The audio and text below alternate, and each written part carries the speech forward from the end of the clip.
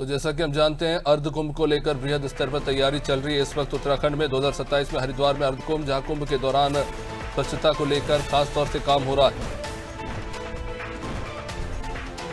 अर्धकुंभ के लिए बताया जा रहा है कि गंगा को स्वच्छ किया जाएगा, मूल्यांकन के बाद कार्य होगा। वैसे आपको बता दें,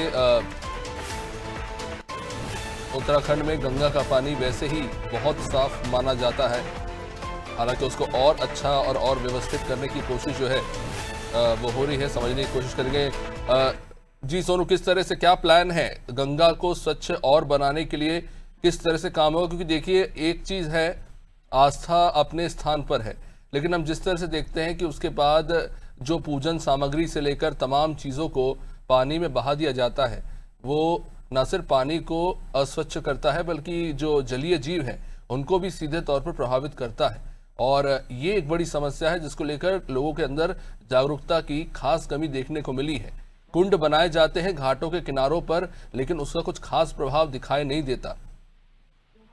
देखिए अभिषेक, की बहुत महत्वपूर्ण सवाल आपका है। ये बात बिल्कुल सही है कि गौमुख से लेकर गंगोत्री धाम से लेकर और हर की पौड़ी तक, हरिद्वार तक, ऋषिकेश तक, त्रिवेणी घाट तक, यहाँ तक जो गंगा का जो जल है ये आचमन करने लायक है। शुद्ध जल के रूप में हम इसको देख सकते हैं, क्योंकि तमाम श्रद्धालु जब आस्था की डुबकी लगाने के लिए गंगा के किनारे पहुंचते हैं, तो ये जो हम एरिया बता रहे हैं गौमुख से लेकर हरिद्वार तक, कई ऐसे भी श्रद्धालु होते हैं, लोग होते हैं जिनकी मनोकामना पूर्ण होती है। वो माँ गंगा को वस्त्र, खास तौर पर कुछ नए वस्त्र भी जो है वो भेंट स्वरूप देते हैं। लेकिन ये बड़ी चुनौती बन जाता है जब एक तरफ हम स्वच्छ जल की बात करें, दूसरी तरफ ये आस्था।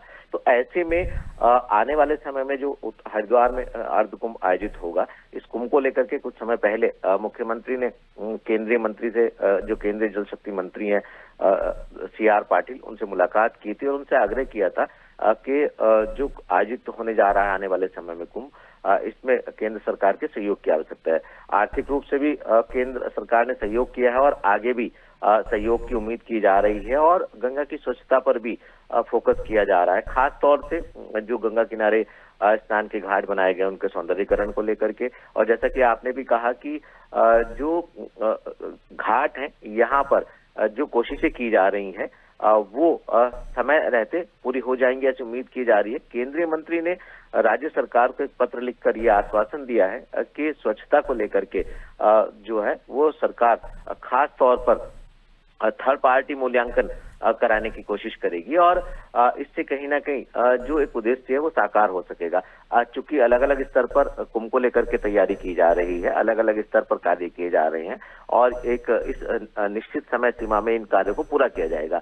ऐसे में सरकार की ओर से अपील भी की जा रही कि जो लोग बड़े मनोभाव के साथ गंगा में आस्था की डुबकी लगाने के लिए पहुंचेंगे, वो विशेष तौर पर स्वच्छता का ध्यान रखें, और सरकार के, राज्य सरकार के और केंद्र सरकार के स्तर से गंगा की स्वच्छता पर भी फोकस अब शुरू होते हुए हम देख पा रहे हैं। अभिषेक, निश्चित रूप से सोना बन रही हमारे साथ, तो देखना बेहद महत्वपूर्ण होगा ये किस तरह से आगे बढ़ता है। कुंभ को लेकर वृहद स्तर पर इस वक्त तैयारियां चल रही है और स्वच्छता बेहद महत्वपूर्ण विषय।